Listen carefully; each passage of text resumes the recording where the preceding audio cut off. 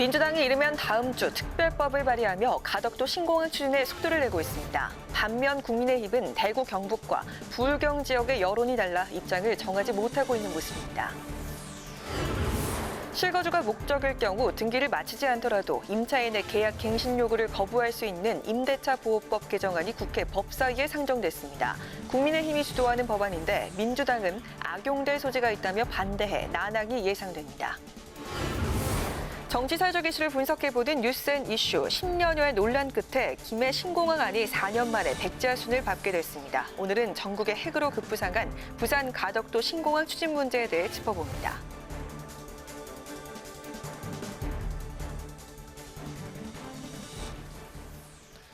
안녕하십니까. 11월 18일 의정 종합뉴스 뉴스엔 시작합니다. 오늘은 법사위 생중계 관계로 조금 늦게 보내드립니다. 김해 신공항 백지화로 더불어민주당이 가덕도 신공항 추진에 발빠르게 움직이고 있습니다. 가덕 신공항 추진단을 구성하고 특별법 제정에 공식 착수하기로 했는데 영남을 지지 기반으로 둔 국민의힘은 속내가 복잡해 보입니다. 한도영 기자입니다. 가덕 신공항 총력전에 나선 더불어민주당. 부산, 울산, 경남을 지역구로 둔 민주당 부울경 의원들은 가덕 신공항의 신속한 추진을 위해 여야가 힘을 모아야 한다고 강조했습니다. 국민의힘 부울경 의원들에게는 가덕 신공항 특별법을 공동 발의하고 국민의힘의 당론화에도 나서달라고 촉구했습니다. 이 문제는 여야가 함께 공동으로 추진해 나갈 것이고 이거는 정치적 견해와 정파적인 문제가 아니라 부울경의 생존의 문제임을 생각해 주시면 대단히 고맙겠습니다. 민주당은 공항개발 사정용역과 행정 절차 간소화를 골자로 하는 특별법을 이르면 다음 주 발의한다는 방침입니다. 국민의힘은 아직 신공항에 대한 입장을 정리하지 못하고 있습니다. 가덕 신공항 추진을 놓고 대구, 경북, 부산, 경남 민심이 첨예하게 맞서고 있는 데다 김종인 비대위원장은 가덕 신공항에 긍정적인 태도를 보인 반면 주호영 원내대표는 감사원 감사 청구까지 언급하며 반발하는 등 지도부 내에서도 이견을 보이고 있기 때문입니다. 오늘도 국민의힘은 김해 신공항 검증이 절차와 과정상 문제를 지적하면서 민주당이 내년 부산시장 보궐선거 패배를 모면하기 위해 가덕 신공항을 대안으로 내세웠다고 비판하는 데 그쳤습니다. 이런 가운데 유승민 전 국민의힘 의원은 정부와 민주당이 TK와 PK를 갈라치기 한다고 비판하고 이럴 때일수록 영남 정치인들이 이간질에 농락당하지 말아야 한다고 말했습니다. 국회방송 한도영입니다. 박병석 국회의장이 추진하는 사상 첫 남북 국회회담을 성사시키기 위한 자문위원회가 출범했습니다. 박 의장은 경색된 남북관계를 회복해야 한다며 지속가능한 남북관계를 위한 자문위의 역할을 당부했습니다. 강민지 기자입니다. 박병석 국회의장이 재헌절 경축사에서 제안한 남북 국회회담의 추진 방안을 논의할 국회 자문위원회가 꾸려졌습니다. 15명으로 구성된 전문가 자문단에는 남북관계와 한반도 정세를 연구하고 있는 현직 교수들이 대거 참여했습니다. 박 의장은 자문단의 목표가 남북 국회회담 추진이지만 지속가능한 남북관계를 만들기 위한 자문 역할에도 충실해 줄 것을 당부했습니다. 아울러 지속가능한 남북관계를 위해서는 국회의 뒷받침이 필요하다고 강조했습니다. 남북관계에 정상이 합의한 것도 이행되지 않았던 것은 국회가 비준해주고 법적 제도적으로 확보해주지 않았기 때문이다. 지속 가능한 남북관계, 그것은 국회가 제도적 그리고 법적으로 뒷받침돼야 된다. 박 의장은 최근 경색된 남북관계를 복원시키기 위해 남북관계와 북미관계가 선순환하는 구조를 만들고 싶다는 바람과 함께 국제사회 협력을 이끌어내기 위해 의원 외교를 본격화하겠다는 뜻도 밝혔습니다. 미국과 중국을 비롯한 우리 국제관계에 의원들이 국회가 어떤 역할을 할 수 있는가 하는 문제에 관해서 의원 외교를 본격화하려고 합니다. 남북국회가 우선 협력 가능한 분야로는 보건과 방역을 꼽았고 이를 바탕으로 점차 확대해 나가야 한다고 말했습니다. 위원장은 이종석 전 통일부 장관이 맡았습니다. 이 전 장관은 김대중 정부에서 6.15 남북정상회담에 참여했고 2003년에는 노무현 전 대통령의 특사로 북한을 방문한 최고 북한 전문가로 꼽힙니다. 이 전 장관은 최근 북미 관계나 핵 문제와 관련한 미국 지도부 리더십에 자괴감을 느꼈다며 이제 한반도 문제는 한국이 나서야 한다고 강조했습니다. 저런 리더십에 우리의 운명을 맡기고 있었다는 것에 대해서 사실 굉장히 자괴감도 느끼고 또 이건 심각한 문제다는 생각을 했습니다. 정말 이제는 우리가 이 교착되어 있는 남북관계나 핵 문제를 푸는데 우리가 총력적으로 나서야 된다. 지난 1985년 북한의 제안으로 처음 논의가 시작됐던 남북 국회 회담. 35년간 11차례 논의가 거듭됐지만 실제 회담으로 이어지진 않았습니다. 이번 박 의장의 바람대로 21대 국회에서는 남북 국회 회담이 진전을 볼 수 있을지 주목됩니다. 국회 방송 강민지입니다.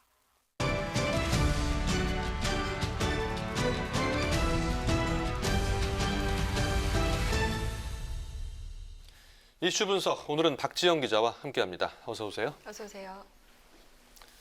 네, 여야가 내년 4월 서울 부산시장 재보궐선거 준비에 박차를 가하고 있습니다. 어떻게 후보를 정할지 이 경선 룰이 쟁점이 되고 있는데요. 이 중에서 이 여성 후보에 가산점을 주는 제도가 지금 급부상하고 있네요. 네, 어떻습니까? 그렇습니다. 내년 서울 부산시장 보궐선거가 권력형 성범죄로 인해 치러지는 선거이다 보니까 어느 때보다 여야 여성 후보에 관심이 모아지고 있습니다. 여성의 정치 참여 기회 확대를 위해 만들어진 게 바로 여성 가산점 제도인데요. 네. 내년 재보궐선거를 앞두고 여야가 여성 가산점에 대한 결론을 내지 못하고 있습니다. 이유가 뭔가 하면요. 서울시장 후보로 여야 모두 정치 신인이 아닌 인지도가 높은 유명 여성 인사들이 후보로 거론되고 있기 때문입니다. 더불어민주당의 경우 서울시장 후보로 박영선 중소벤처기업부 장관이 거론되고 있죠. 그렇다 보니까 인지도가 높은 박 장관이 경선에 참여할 경우 가산점을 주는 게 맞느냐 하는 겁니다. 네. 민주당 서울시장 보궐선거 기획단장이죠. 김민석 의원 오늘 라디오 방송에서 어지간한 남성 후보보다 세고 유명한 여성에 가산점을 주는 것은 이상하지 않겠냐고 말했습니다. 그동안 여성 가산점은 주로 여성 시민 후보에 준다는 점에 방점이 찍혀 있었던 걸로 안다며 이번에 어떻게 될지는 중앙당에서 의논해 결정할 것이라고 밝혔습니다. 네. 국민의힘은 민주당보다 한 발 빠르게 내년 재보궐선거 경선 룰을 마련을 했습니다. 예비 경선은 일반 여론조사 100%로 하고요. 본 경선은 일반 80%, 당원 20%를 반영하기로 결정을 했습니다. 여성 가산점은 당초 예비 경선에만 적용하기로 가닥을 잡았다가 논란이 일면서 본 경선까지 적용하기로 했습니다. 다만 얼마만큼의 가산점을 줄지 세부적인 비율은 앞으로 구성될 공천관리위원회가 정하기로 결정을 했는데요.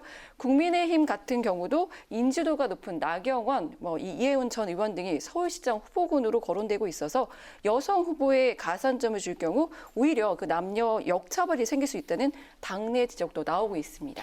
네, 여야 서울시장 후보군이 점점 윤곽을 드러내는 것 같은데 먼저 민주당 누가 준비를 하고 있습니까? 네, 방금 말씀드렸는데 아무래도 여성 후보들이 각광을 받다 보니까 민주당에서는 박영선 중소벤처기업부 장관이 출마하지 않겠나 하는 예상이 있는데요. 네. 정작 본인은 아직까지는 출마 의사를 밝히고 있지 않습니다. 박 장관 출마 여부를 묻는 언론에 글쎄라고 답했습니다. 진지하게 생각해보지 않았다. 현 자신의 장관직에 충실한 것이 가장 올바른 일이라고 생각한다고 말했는데요. 다만 불출마하겠다고 못 박진 않아서 여지를 남겨둔 것 아니냐는 분석도 나오고 있습니다. 그런가 하면 민주당에서 처음으로 출마 의사를 공식화한 후보가 있는데요. 바로 4선의 우상호 의원입니다. 지난 선거에서 좀 경선에서 탈락한 적이 있는데요. 의원은 당내 경선에 출마하는 것을 전제로 준비 중에 있다며 이달 안에 출마를 선언할 예정이라고 밝혔습니다. 여기에 재선의 박주민 의원도 출마 가능성을 열어뒀습니다. 박 의원 세월호 참사 피해자 가족협의회 법률 대리인을 맡아서 세월호 변호사라는 별명이 있죠. 국회 입성 후에는 초선인데도 당 최고위원 선거에서 득표율 1위를 기록하기도 했는데요. 박 의원은 여러분이 권유를 해서 고민 중이다. 하지만 아직 출마를 결심한 상태는 아니라고 말했습니다. 네, 국민의힘도 이 서울시장 후보가 궁금한데요. 아무래도 여기도 여성 후보가 좀 많이 거론이 되고 네, 있죠. 맞습니다. 아무래도 이제 많은 여성 후보들이 이제 국민의힘에서는 좀 출사표를 던지지 않을까 싶은데요. 네. 지난 11일 그 국민의힘 박춘희 전 송파구청장이 일찌감치 출마 선언을 한 상태고요. 또 다른 여성 후보로 나경원 전 의원이 거론이 되고 있습니다. 나 전 의원 조만간 그 정치 활동을 재개할 것으로 보여 서울시장 보궐선거 출마를 염두에 둔 것 아니냐는 전망이 나오고 있고요. 여기에 이훈 전 의원도 출마를 하지 않겠냐 하는 관측이 있습니다. 네. 이 전 의원 거의 고민의 막바지에 오지 않았나 생각한다며 곧 입장을 밝히겠다고 말했습니다. 또 국민의힘 사무총장을 사퇴한 김성동 전 의원 25일쯤 출마를 선언할 것으로 알려졌고요. 이 밖에도 오신환 전 의원, 지상욱 여의도 연구원장, 조은희 서초구청장 등도 출마 여부를 조만간 결정할 것으로 보여서 국민의힘의 경선전은 그 어느 때보다 가열될 것으로 예상이 되고 있습니다. 여기에 그 민주당을 탈당한 금태섭 전 의원 오늘 그 국민의힘 초선의원 공부 모임에서 서울시장 출마 가능성을 내비쳤거든요. 네. 다만 국민의힘으로 출마하지는 않겠다고 선을 그었습니다. 당 밖에 머무르면서 이 연대를 통해서 이 야권 단일화를 모색할 것이라는 전망이 나오고 있어서 그 금전 의원의 행보에도 관심이 쏠리고 있습니다. 네, 이슈 분석 오늘 여기까지 듣겠습니다. 박지영 기자 수고했습니다. 수고하셨습니다. 국회 법제사법위원회가 실거주 목적일 경우 등기를 마치지 않더라도 임차인의 계약 갱신 요구를 거부할 수 있는 임대차 보호법 개정안을 상정하고 본격적인 논의에 들어갔습니다. 그러나 여야 간 이견이 커 논의 과정에서 난항이 예상됩니다. 김희연 기자의 보도입니다. 지난 7월 국회를 통과한 임대차 3법 중 하나인 주택임대차 보호법 개정안. 임차인에게 2년 더 계약갱신 청구권을 보장하면서 실거주 목적으로 주택을 매수해도 기존 세입자가 계약갱신을 요구할 경우에는 거절할 방법이 없었습니다. 국민의힘은 임차인의 계약갱신 청구권 때문에 피해를 입는 사례가 속출하고 있다며 실거주를 목적으로 주택을 매수할 경우에는 등기를 마치지 않더라도 계약갱신 요구를 거절할 수 있도록 개정안을 발의했고 법사위에 상정됐습니다. 계약금을 지불했지만 등기를 마치지 않은 새로운 세입자는 해당 주택에 대한 소유권 행사를 할 수가 없기 때문에 실거주를 목적으로 주택을 매입했다 하더라도 세입자의 재약 갱신권 요구를 현재로는 막을 수가 없습니다. 민주당은 임대인이 가짜 주택 매매 계약으로 계약갱신 청구권을 거부할 수 있어 악용될 소지가 크다며 반대했습니다. 계약 갱신 요구권을 2년으로 연장해서 임차인의 주거권을 더 두텁게 보장하고자 한 입법 취지 자체가 완전히 몰각될 우려가 있다라고 생각이 됩니다. 민주당이 당론으로 추진 중인 5.18 역사 왜곡 처벌법도 상정됐는데 국민의힘은 과도하다며 반대 입장을 분명히 했습니다. 민주주의 국가가 맞느냐 하는 생각이 다시 한번 들고 또 우리 문재인 정부가 말하는 인권 이 맞느냐 정말 독재적인 발상 아니냐 하는 그런 비판을 합니다. 표현의 자유가 있긴 하지만 국가 권력에 의한 인권 침해까지를 옹호하고 그것을 왜곡시키는 것까지 민주주의가 보호할 수는 없다고 생각하거든요. 네. 이 밖에 법사위는 변호사 출신 판사가 자신이 속했던 로펌이나 기업 관련 재판의 경우 2년 동안 마치 못하도록 한 형사소송법 개정안을 의결했습니다. 국회 방송 김희연입니다. 국회 환경노동위원회는 오늘 ILO 국제노동기구 핵심협약 비준 준비를 위한 입법 공청회를 열고 전문가와 노사 의견을 수렴했습니다.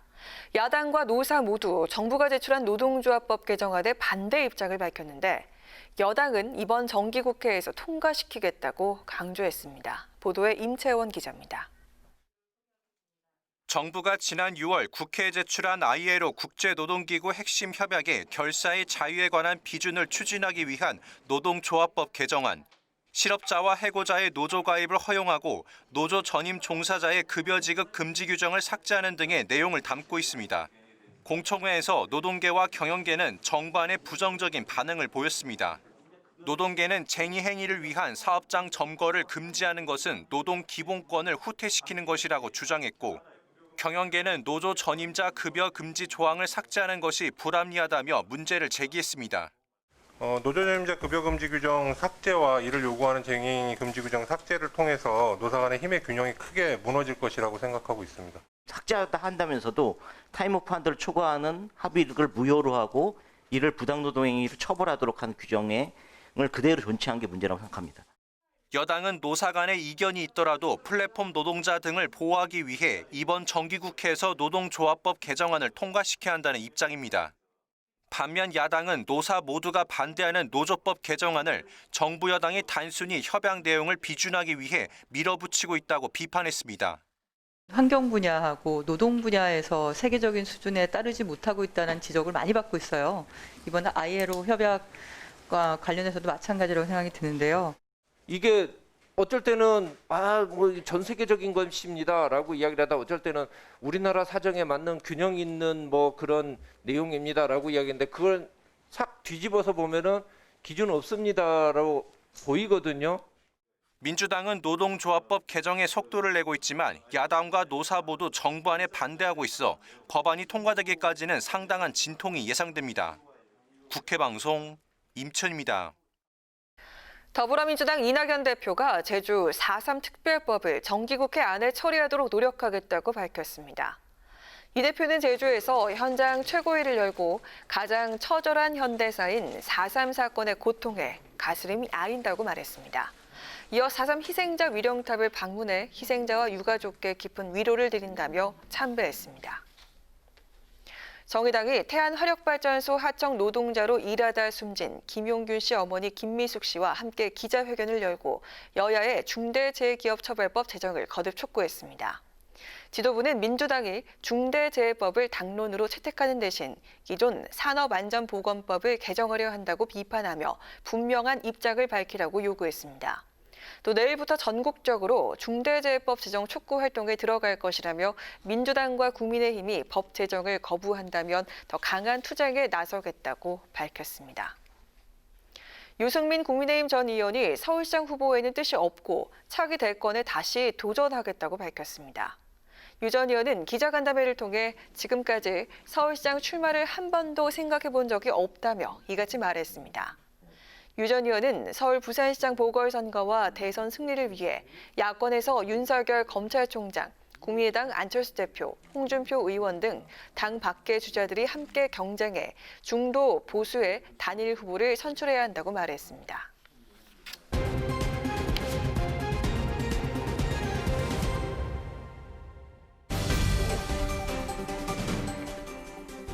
강한하게 정치톡 시간입니다. 11월 18일 정치면을 장식한 뉴스는 무엇이었는지 첫 번째 정치톡부터 만나보시죠.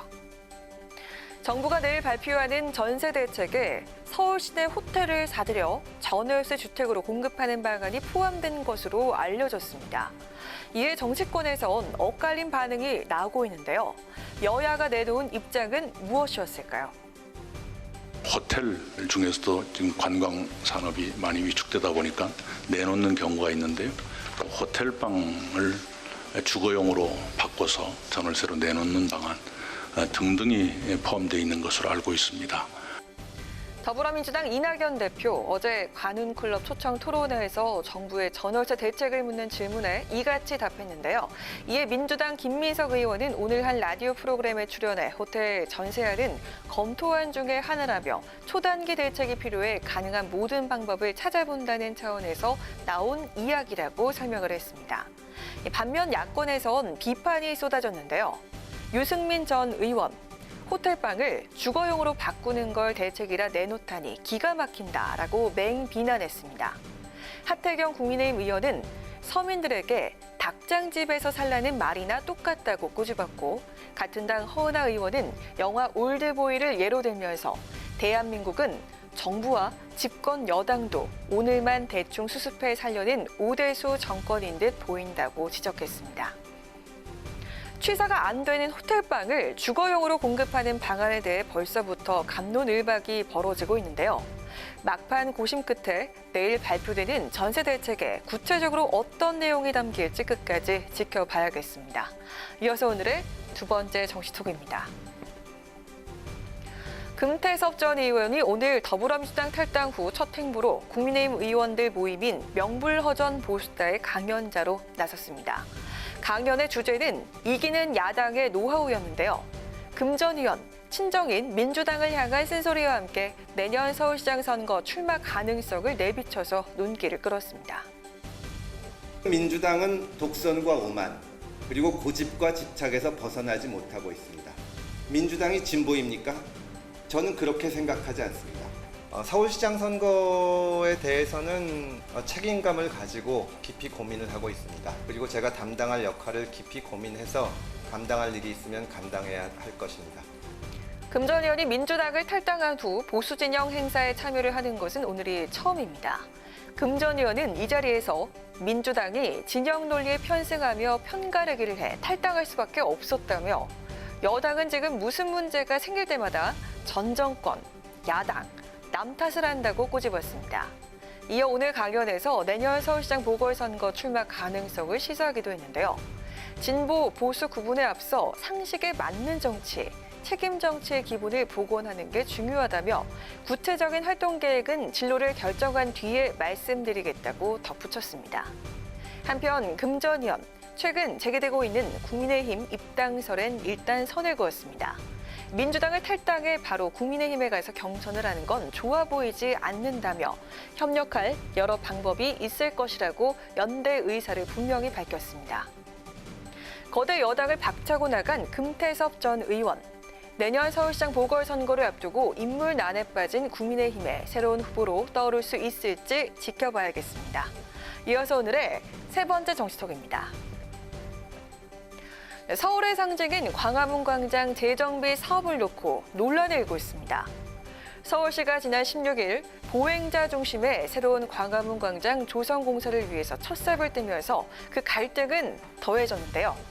시민사회단체는 소통 없는 강행이라며 사업 중단을 촉구하고 나섰고 야권에서도 불통행정이라며 일제히 비판에 나섰습니다. 서울 광화문 광장이 2009년 처음 공원으로 조성된 이후 11년 만에 재정비됩니다. 서울시는 광장 동쪽 차로를 양방향 통행이 가능한 형태로 넓히는 공사에 착수했다고 밝혔는데요. 서정엽 서울시장 권한대행은 최종 목표는 보행 중심의 광장, 보행천국이라며 현재 도로 한가운데 섬처럼 있는 광장을 세종문화회관 쪽으로 넓혀 시민의 접근성을 높이겠다는 취지라고 설명했습니다. 하지만 광화문 광장 재공사와 관련해서 시민사회단체는 강하게 반발하고 있습니다. 경실련 등 시민단체들은 서울시가 권한대행체제에서 의견 수렴도 제대로 하지 않고 800억 원대 공사를 일방적으로 밀어붙인다고 비판했습니다. 야권에선 내년 보궐선거 서울시장 후보군으로 꼽히는 안철수 국민의당 대표, 오세훈 전 서울시장이 부정적인 입장을 밝혔습니다. 오 전 시장은 자신의 SNS를 통해 코로나19로 가뜩이나 국민들이 살기 어려워진 마당에 도대체 누굴 위한 공사인지 묻고 싶다며 모든 시민이 참여하는 공론화 과정이 필요하다고 주장했습니다. 안철수 대표도 시장도 없고 부처와의 합의도 없고 서울 시민의 동의도 없는 날림 행정이자 불통 행정의 표본이라고 비판했습니다. 800억이라는 거액의 예산은 물론 도심 교통 등 시민 생활에도 영향을 미칠 광화문 광장 재정비 사업, 서울 시민을 위한 환경 개선 사업이라는 주장과 졸속 행정에 대한 무모한 결정이라는 주장이 엇갈리고 있는 지금 서울 시민들은 과연 이번 사업에 대해서 어떻게 생각하고 있을까요? 지금까지 강한항의 정치톡이었습니다.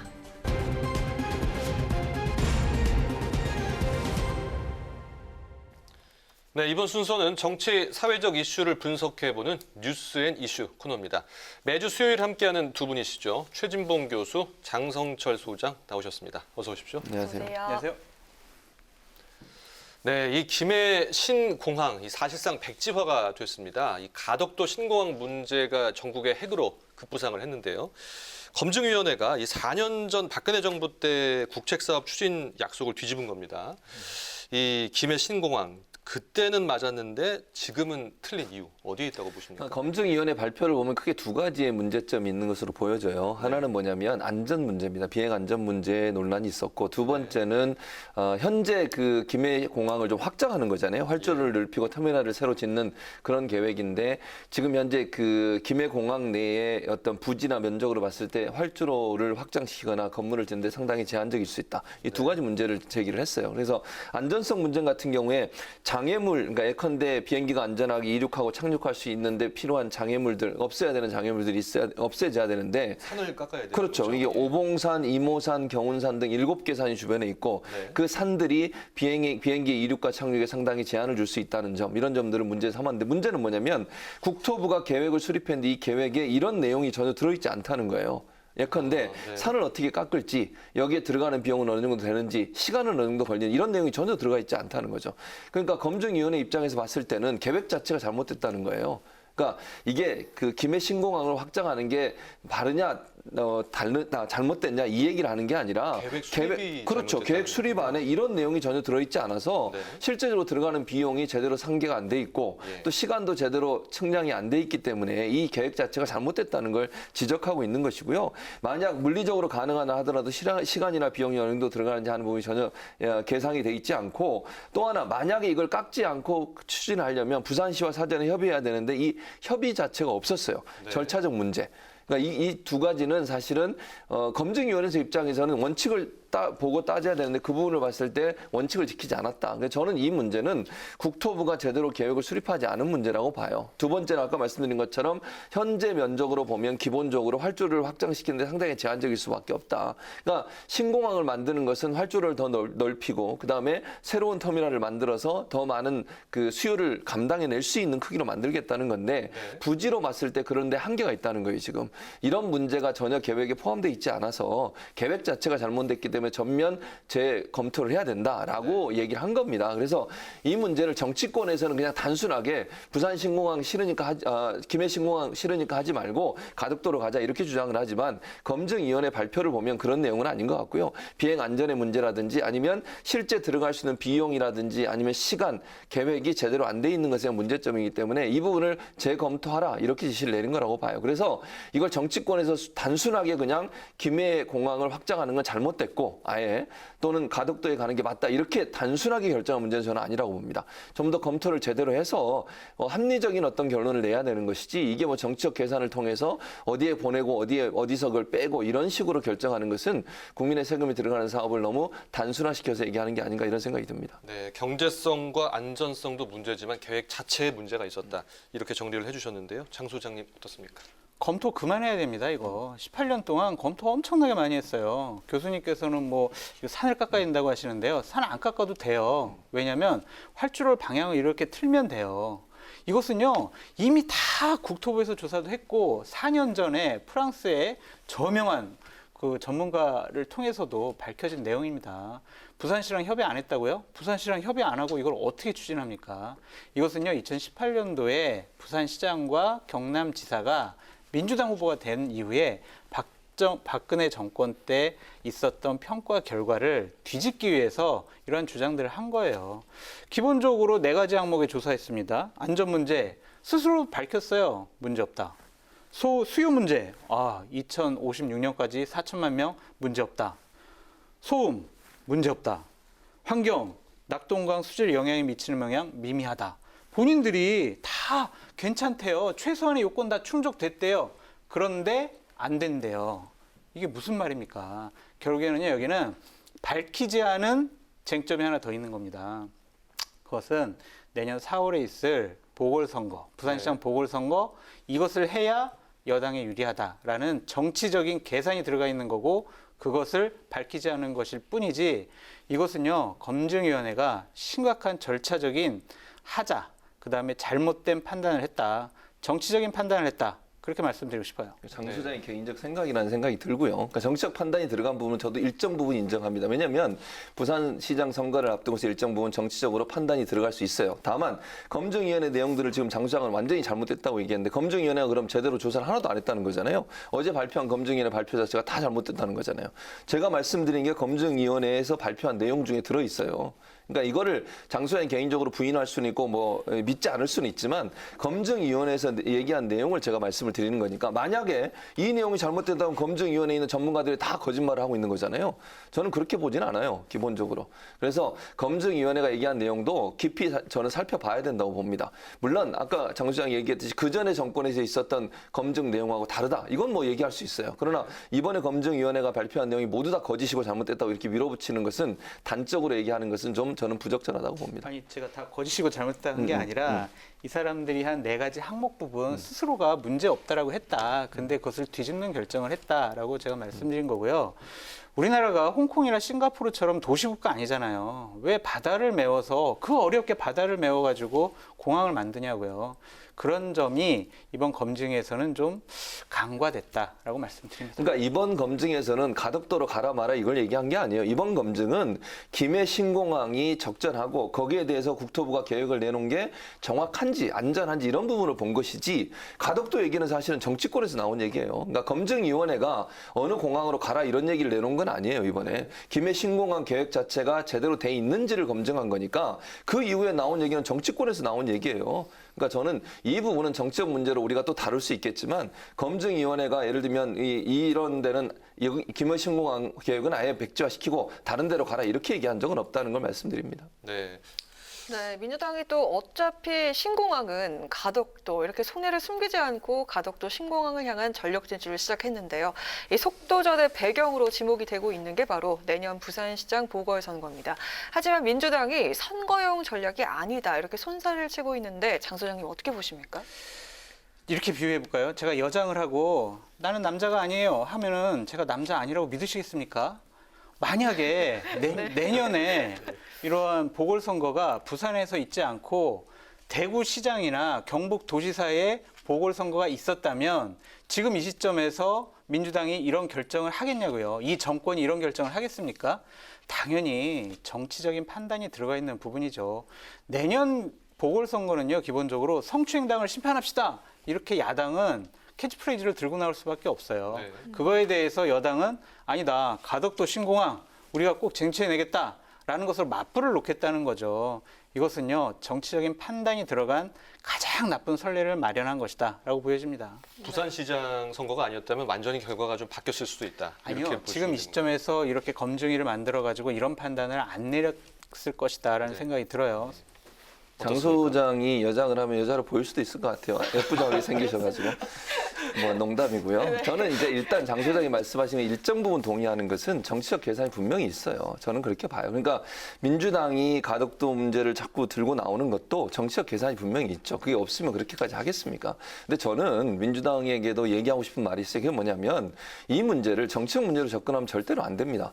지금 김해 신공항 문제도 마찬가지예요. 이게 안전 문제가 있다면 재검토해야죠, 당연히. 그리고 이게 천문학적 돈이 들어가는 거고요. 가덕도 같은 경우에는 물론 여러 밀양도 그렇고 가덕도도 그렇고 장단점이 다 있습니다, 나름대로.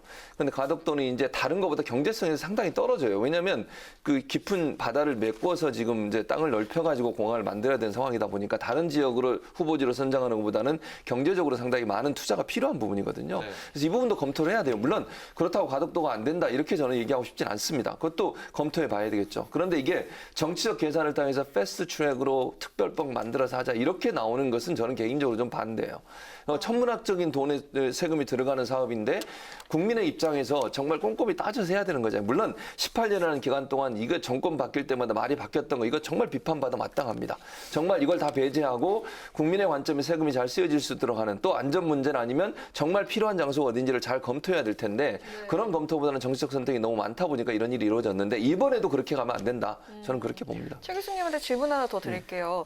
애초에 서울시장 후보만 내고 부산시장 공천은 포기하는 의견이 있었는데 둘 다 지고 있었던 게 바로 가덕도 신공항 때문이라는 이야기가 있는데 이건 어떻게 보십니까? 이게 뭐 그게 반드시 그랬을 거라고 보진 않아요. 왜냐하면 이제 검증위원회 검증도 사실 1년 전에 이루어졌던 일이거든요. 근데 잘 아시는 것처럼 서울시장이나 부산시장 관련된 사건은 1년 이내에 생긴 사건이에요. 그러니까 만약에 이 공항을 뭐 김해 신공항을 많이 백지 백지화하고 예컨대 가덕도로 갈 계획이 있었다면 그 사건 이전에 이미 검증이 시작됐기 때문에 그거하고 직접적인 연관이 있다고 보지는 않습니다, 개인적으로. 이제 그러나 이제 이런 생각은 들 수 있을 것 같아요. 민주당 입장에서는 어쨌든 그 부산시장이 서울시장보다는 좀 어려운 환경의 싸움이었을 거라는 예측을 했을 텐데 가덕도의 신공항 문제가 부상하게 되면 어느 정도 유리한 여론이 형성될 가능성이 있다고 봅니다. 왜냐하면 PK 지역 같은 경우에는 지금 이 김해 신공항 문제가 검증위원회에서 좀 부적절한 판정이 나오니까 엄청나게 환영하고 나오고 있거든요. 그리고 여론도 시민사회단체도 모두 다 환영을 하고 있어요. 그럼 여론에 일정 부분 영향을 미칠 가능성이 있기 때문에 민주당 입장에서는 그런 부분을 고려할 거라고 봐요. 그리고 이 문제를 이렇게 강하게 밀어붙이는 것도 어찌 보면 부산에서 해볼만 하다. 여론을 일정 부분 움직일 수 있는 하나의 계기가 될 수도 있겠구나 하는 판단을 했을 가능성은 저는 충분히 있다고 봅니다. 그래서 그런 부분이 있는데 저는 아까도 말씀드렸지만 그런 정치적 계산은 부적절하다. 그렇게 생각합니다. 제가 이거 좀 역사를 짧게 좀 말씀드릴게요. 네. 이게 왜 다시 박근혜 정권 때 결정된 상을 왜 뒤집었냐면 2018년도 지방선거 때문에 그래요. 그때에 부산, 울산, 경남 여기에 광역단체장을 다 민주당이 휩쓸었어요. 그래가지고 민주당에서 당선된 분들이 안 된다, 김해 신공항 안 된다, 이것은 가덕도 신공항 해야 된다라고 그 세 분이 주장을 한 거예요. 그것과 관련해서 2019년도 4월 달에 부산, 울산 광역단체장들이 검증위원회를 만들었어요. 지금과 똑같이. 그래서 거기서 검증위에서 자, 김해 신공항 확장? 이건 부적절하다. 결론을 냈어요. 그런 다음에 작년 11월 달에 총리실에서 검증위를 만든 거예요. 왜냐? 부울경에 있는 자기네들 도지사들이 이 김해 신공항은 안 된다라고 했으니 가덕도 신공항으로 가기 위한 절차적인 정당성을 만들기 위해서 이러한 수를 쓴 거예요. 근데 앵커님 생각을 해보세요. 부산을 기점으로요. 지금 반경 200km 안에 공항이 7개 있어요. 거기다가 가덕도 신공항 만들면 8개고요. 그 다음에 대구 경북 통합 신공항 군이랑 의성에 만들잖아요. 9개가 있어요. 이게 말이 돼요? 200km 안에? 이것은요 정말 국민 세금 낭비다라고 말씀드리고 싶습니다. 네. 어떤 수를 쓴 것이고 지금 주변에 공항이 너무 많다 지금 이렇게 장 소장님께서 정리를 해주셨습니까? 이 부분은 어떻습니까? 그러니까 저는 아까도 말씀드렸잖아요. 기본적으로 공항을 새로 건립하는 건 엄청난 세금이 많이 들어가는 것이고 또 여러 가지를 고려해야 된다고 봐요. 근데 그런 고려 사항 속에 저는 김해 신공항도 마찬가지라는 생각이 들거든요. 이게 절차상의 문제라고 제가 아까 말씀을 드렸잖아요. 이게 살아있는 카드 중에 하나라고 저는 봐요. 이것도 하나의 검토 대상이 돼야 한다고 저는 생각을 하는데 개인적으로. 그러니까 김해 신공항이든 가덕도든 밀양이든 세 군데에 대해서 어쨌든 동남권 신공항을 만들겠다고 지금 계획을 했었고 이게 지금 계획 세운 게 아니라 노무현 정부 지금까지 계속 해온 거 아니에요. 18년 모든 정부가 다 얘기했던 거예요. 근데 이걸 갑자기 안 하겠다고 하면 엄청난 반발이 부딪힐 겁니다. 그러면 어떻게 하면 가장 효율적이면서도 예산을 절약할 수 있는 방법이 뭘까를 고민해 봐야 된다. 그런 과정과 절차를 통해서 결정이 돼야 되는 것이지 정치적으로 유불리를 따져서 너무 급하게 모든 걸 결정하게 되면 그 자체가 또 나중에 가서 뒤집어지는 역할을 할 수도 있어요. 왜냐하면 지금 결정을 한다고 당장 공항이 생기겠습니까? 제가 볼 때 예타도 해야 되잖아요. 그다음에 환경 조사도 해야죠. 계획도 수립해야죠. 그런데 3, 4년 또 지나가요. 물론 지금 민주당은 특별법 만들어가지고 이걸 짧게 하겠다고 얘기하는데 그것도 저는 위험하다고 아까 말씀을 드렸고 그리고 실제 공항 만들고 이러는데 또 7, 8년 들어갑니다. 그러면 실제 공항이 개항하는 데는 10년 이상이 걸려요. 그런 사업이기 때문에 제가 볼 때는 그런 지금 상황에서 동남권 신공항을 아예 없애자 이렇게 주장하기는 어렵고 그러면 어떻게 하는 것이 가장 합리적인 문제일지를 정말 중지를 모아야 된다고 봅니다. 네. 그러면 국민의힘 쪽 좀 살펴보겠습니다. 국민의힘은 아무래도 이제 보수가 텃밭이기 때문에 이 영남권이 중심인데요. TK와 PK 의원들의 좀 대립도 좀 있을 것 같은데요. 의견이 갈리지 않겠습니까? 지금 갈리고 있어요. 실제적으로. PK 지역의 지역구를 주는 의원들 같은 경우에는 엄청나게 환영하고 있습니다. 이거 아예 폐지라고 얘기하고요. 백지화됐고 이제 가덕도로 가야 된다 이런 얘기를 하고 있는데 이건 영남권에 있는 분 국민의힘 의원들도 그렇게 주장을 하고 계세요. 심지어는 이제 김종인 비대위원장도 아마 선거를 생각하신 것 같아요. 부산시장 선거, 재보궐선거 때문에 긍정적으로 평가하는 메시지를 던지셨어요. 다만 TK 지역에 있는 의원들은 또 반대를 엄청나게 하고 있습니다. 주호영 원내대표가 당장 감사원 감사를 해야 된다고 주장을 하고 있고 대구나 경북 지역에 지역구를 두고 있는 의원들이나 지금 지방자치단체장들 있잖아요. 국민의힘 소속의 이분들 같은 경우도 지금 강력하게 반발하고 있는 상황이거든요. 이게 당내 분란이나 당내 어떤 갈등 요소로 갈 수 있는 요소도 충분히 있다고 보여집니다. 결국은 지역구를 두고 있는 분들 입장에서는 지역의 민심을 생각하지 않을 수 없고 그러다 보니까 이게 충돌 양상으로 가는 건데 근데 그럼에도 불구하고 목소리가 크게 나오진 않아요. 아마 이제 조심조심 하고 있는 것 같은데 이 부분에 대한 교통 정리를 국민의당의 원내대표나 비대위원장이 해야 될 텐데 텐데 상당히 좀 어려운 상황이 되지 않을까 이런 생각은 듭니다. 하나도 어렵지 않습니다. 그것은 해결할 수 있는 방법이 있습니다. 선거에서 지면은요 아무것도 할 수가 없어요. 국민의힘 주호영 원내대표 얘기처럼 감사원 감사 청구한다라고 하면서 반대하는 입장을 표하면요 내년 부산시장 선거 어려워집니다. 지금은요 부산 시민들과 의원들이 원하는 대로 다 그냥 해줘야 돼요. 그래 우리도 더 적극적으로 밀어주겠다. 이기는 선거를 위해서요. 그럼요. 왜냐하면 지금 집권 여당이 저러고 있잖아요. 국민 세금 상관없이 그냥 새로운 공항 짓겠다고 하잖아요. 거기다가 야당이 왜 재정 건전성을 왜 걱정합니까? 가덕도 신공항 좋다 결정됐으면은 그렇게 하자라고 하고 TK를 위해서 대구 경북을 위해서는요 하나를 더 요구하는 거예요. 세금 걱정할 필요 없으니까. 대구 경북 통합 신공항 있잖아요. 군이 의성에 하는 거. 네. 그것도 국책 사업으로 해달라. 이것을 지자체가 우리가 감당할 수가 없으니까 이것도 국책 사업으로 해달라라고 요구를 하는 겁니다. 그래서 대구 경북에도 하나 국제공항 놓고 부산에도 하나 놓고 이렇게 해요. 지금 이렇게 해도 할 말이 없는 게 민주당과 문재인 정권에서 하는 공항 정책이라 저는 생각이 듭니다. 바보같이 반대한다, 반대하는 모습 보인다, 선거 집니다. 특히 2022년 대선 대구 경북 부산 경남 표가 갈리고 여기서 갈등이 일어나면요 절대로 선거 이길 수 없어요. 이 부분에 대해서는 그냥 포퓰리즘에 맞게 그냥 본인들도 요구를 해라라고 말씀드리고 싶습니다. 네, 이 동남권 신공항 사업이요 정말 돌고 돌아 결국 원점이 된 건데요. 노무현 전 대통령이 쏘아올린 이후에 정부 용역 7번 그리고 추진계획 백지화 3번 등 정말 정권마다 부침을 겪었었는데 정권에 따라서 오락가락하는 이 공항 정치라고 할 수 있겠는데요. 이 부분 어떻습니까? 안 좋죠. 경제성 부분에 대해서 이번 검증위에서는 검증을 안 했잖아요. 예를 들면 김해 신공항을 확장하는 데는 대략 4조 3천억 정도 들고 가덕도 신공항 하는 데는 대략 10조 7천억 정도 들어요. 근데 그 10조가 20조 될 수 있고 30조 될 수 있어요. 바다를 메워야 되니까 그 예상 변수를 우리가 알 수가 없습니다. 그런 부분에 대해서 양심 있는 정부라면요. 경제성, 국민의 세금을 조금이라도 아껴야지. 그래, 김해 신공항 각도를 약간 틀어서 확장하는 게 훨씬 낫겠어. 라고 판단하는 게 맞지. 김해 국제공항이 있는데 새로운 공항을 30km 안에 있는 공항을 그거 또 만듭니까? 이것은요 예산 낭비하는 정말 무책임하고 무능력한 정부라고 생각이 들어요. 이 부분만큼은 다시 한번 생각을 해줬으면 좋겠어요. 그러니까 저도 이제 부산 쪽 의원님을 모시면서 이 부분 연구를 많이 했는데 아무리 생각해도 김해공항을 확장하는 것이 효율성, 예산성, 안전성 부분에 있어서 더 적합하다라고 말씀드립니다. 네, 어떻습니까? 그러니까 두 가지 점에 있어 장 수장한테 질문을 해야 될 것 같은데 첫 번째는 장 수장님이 열심히 이렇게 200km 안에 너무 공항 많다 그래놓고 정치에 이기기 위해서는 해도 된다 이렇게 얘기를 하시면 어떤 말을 믿어야 되는지 잘 모르겠고 두 번째는 아까도 제가 언급해드렸어요. 검증위원회에서 검증한 내용은 세 가지 안을 비교해서 검증한 게 아니라 김해 신공항을 하는 게 맞냐 안 맞냐 이것만 한 거예요. 그러니까 다시 말씀드리면 이번에 검증에서 발표한 내용이 가덕도나 밀양이나 세 개를 놓고 어디가 더 적합하냐 이걸 검증하는 게 아니라니까. 아니었죠. 그러니까 김해 신공항을 계획대로 하는 것이 맞냐 틀리냐 이것만 본 거예요. 그러니까 이 부분은 다시 또 검토가 필요하다고 저는 보거든요. 개인적으로. 그러니까 세 군데다 밀양이든 가덕도든 이 김해 신공항 문제도 세 군데 중에 어디가 더 합리적이냐 하는 부분은 논의가 또 있어야 된다고 저는 생각해요. 그러니까 그런 부분에 있어서 김해 신공항의 계획이 좀 잘못됐으면 국토부가 이걸 수정해서 그럼 다시 내든지 그러면 그래서 또 검토해 볼 수도 있는 거 아니겠습니까? 저는 그런 차원에서 보면 된다고 보고 저는 장수장과 생각이 다른 건 정치적으로 풀면 안 된다는 생각을 하는 거예요, 개인적으로. 그러니까 예를 들어서 정치권이 이겨야 되니까 이거 그냥 밀어붙입시다. 그래도 그냥 우리 얘기하지 맙시다.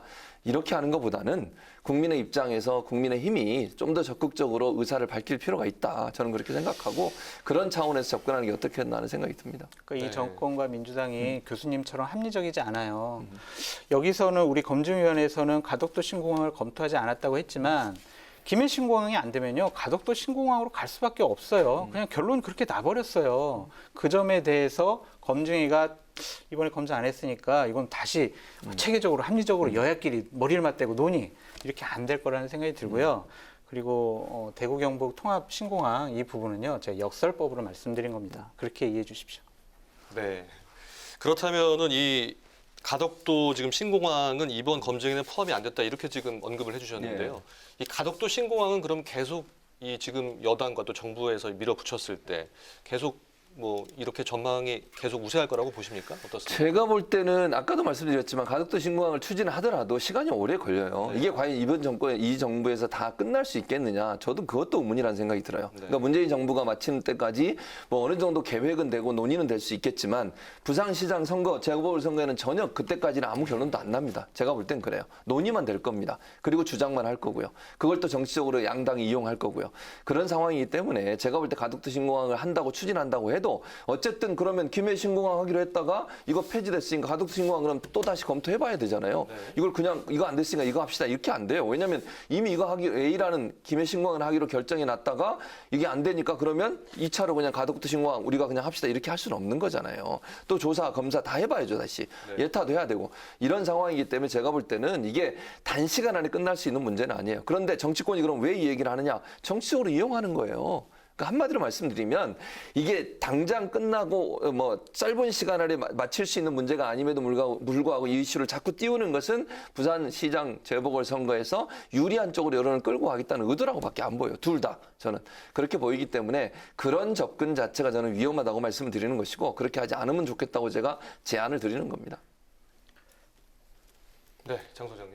전적으로 동의해요. 교수님 말씀 옳고요. 이 부분만큼은 내년도 보궐선거, 부산시장 보궐선거와 관련해서 여야가 이용을 할 건데 그냥 한 가지 방법밖에 없어요. 여당 찬성, 야당 적극적으로 뒷받침, 본인들도 찬성 이 수밖에 없어요. 안 그러면요 부산시장 선거에 막대한 타격이 불러일으켜질 겁니다. 정의당에 있는 대변인이 얘기를 잘했더라고요. 정치공항이다라고 얘기했는데 그 부분에 대해서 분명히 이 집권당은 문재인 정권은 한번 되새겨봐야 한다라고 말씀드립니다. 네, 알겠습니다. 이제 신공항 얘기는 여기서 좀 마무리를 하고요. 공수처장 후보 얘기를 좀 해야겠습니다. 오늘 추천위가 지금 회의를 저녁 시간까지 비워놓고 지금 했던 것으로 알고 있는데요. 그 7명 중에 6명이 지금 합의를 해야 지금 가능한 것인데 거기까지는 지금 이르지 못했다는 결과가 조금 전에 나왔다고 합니다. 압축 실패를 결국 한 것이죠. 이 부분 어떻게 보십니까? 그 뭐 예상됐던 거라고 저는 보여요. 왜냐하면 야당의 추천위원들이 더 많은 자료와 더 많은 검증이 필요하다 이렇게 주장을 계속 하고 계시고 여당이 추천한 위원들은 빨리 속도를 내야 된다고 얘기를 하고 왜냐하면 이미 이제 공수처장 그 임명해야 될 날짜가 이미 지나고 있잖아요. 이러다 보니까 이제 속도전을 얘기하고 있는데 뭐 들어가기 전부터 어느 정도 예측 가능한 저는 결과라고 봅니다.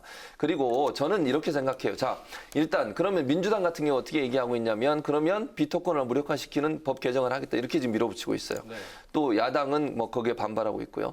근데 첫째, 민주당이 너무 급하게 비토권을 없애는 법을 추진하는 것은 저는 조금 속도 조절해야 한다고 봅니다. 그러니까 필요하다고 볼 수는 있어요. 왜냐하면 공수처를 저는 두 가지 전제 조건이 있는데 첫째는 뭐냐면 만약에 야당 추천위원들이 아예 무력화시킬 목적으로 들어와서 회의를 하고 있는지 제가 회의장에 들어가 보지 않아서 분위기는 모르겠지만 그럴 수 있잖아요. 그러면 저는 해야 된다고 봐요.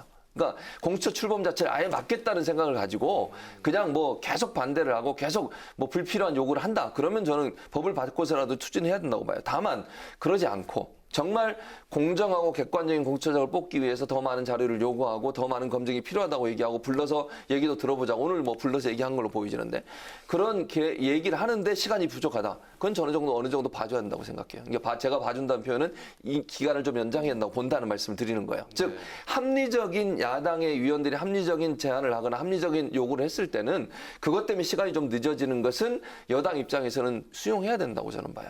그러지 않으면 나중에 공수처장이 누가 되든 간에 그 공정성이나 이런 문제에 대해서 논란이 될 수밖에 없습니다. 그래서 물론 마지막 카드로 여당이 법을 개정해서라도 공수처를 출범시키겠다는 카드는 들고 있을 수 있지만 그 카드를 너무 쉽게 썼을 경우에 국민적 반발도 올 수 있고 공수처장의 중립성에 대해서 또 일부러 비토권을 놓는 거 아닙니까? 야당이 비토권을 놓는 이유가 뭡니까? 견제하기 위해서 놓은 거잖아요. 근데 그 견제 자체를 완전히 무력화시키는 그런 행동이 너무 섣불리 나와서는 그거 자체가 저는 부적절하다 이렇게 봅니다. 야당 측 의원들이 무조건 반대를 하지 않은 이상 조금 그 시간을 줘야 된다 이렇게 정리를 해주셨습니까? 어떻습니까? 저는요 그 법 개정을 해서 야당의 비토권을 박탈하겠다는 생각 자체를 해서는 안 된다고 생각을 합니다. 속도 조절을 해서도 안 되고요.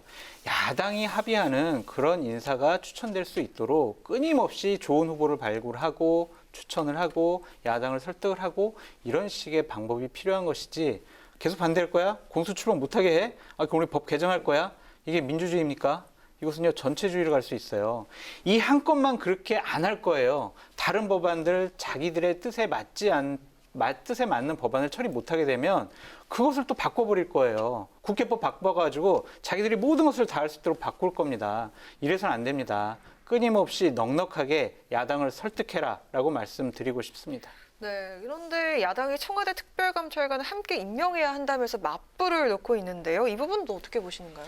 뭐 야당이 그렇게 얘기하면 뭐 특별감찰관은 민주당에서도 또는 뭐 청와대에서도 임명할 가능성이 충분히 있다고 저는 봐요. 근데 이게 과연 제가 볼 때는 시간 끌기용이라고 저는 보거든요. 이게 뭐 정말 본질은 아니라고 생각해요. 그러니까 중요한 건 제가 볼 때는 그 야당이든 여당이든 장 소장이 아까 얘기했던 부분에 반 정도 제가 동의하는 것은 합의하고 논의해서 가능한 한 좋은 사람을 찾아야 된다고 봐요. 그러기 위해서 시간이 필요하다면 저는 아까 말씀드린 것처럼 해야 된다고 보고, 다만 정말로 지금 야당이 그걸 아예 그냥 뭐 이걸 뭐 제가 이런 표현을 판을 깨겠다는 생각을 갖고 들어와 있다고 하면 그거는 사실은 또 위험한 거거든요. 그래서 저는 여야가 머리를 맞대고 하고 이런 여러 가지 다른 거 가지고 문제 삼지 말고 이 문제 자체에 집중해서 좋은 사람을 골라낼 수 있도록 만들어야 된다고 저는 봐요. 이게 괜히 이게 안 되니까 다른 거 자꾸 얘기해가지고 이걸 좀 지체시켜 보거나 아니면 빨리 추진해 보려고 하는 의도라고밖에 안 보이거든요. 이건 협상력의 부족이라는 생각이 들고, 가능한 한 중립적이고 객관적인 사람이 들어올 수 있도록 합의를 이끌어내는데 노력을 해야 돼요. 머리가 좀 아프고 힘들더라도 그런 과정이 있어야 공수처장의 중립성이 인정되는 것이고, 그 사람이 와서 어떤 수사를 했을 때 국민 모두가 동의할 거 아닙니까? 그런데 그렇지 않고 여당이 일방적으로 어떤 사람 한 사람을 옹호하려고 추진하다 보면 분명히 여러 가지 부작용이 나올 수 있어요. 그런 부분은 좀 없앴으면 좋겠다 이런 생각이 듭니다. 지난주에 기억하실지 모르겠지만 교수님하고 제가 이거 공수처장 후보 여기서 결정 안 될 거다. 새롭게 초대 공수처장에 걸맞는 정말 품위 있고 능력 있고 누구나 다 인정할 수 있는 그런 분을 다시 추천해서 논의를 하는 게 맞겠다라고 저희들끼리 다 말씀드렸었잖아요. 그게 맞는 것 같아요.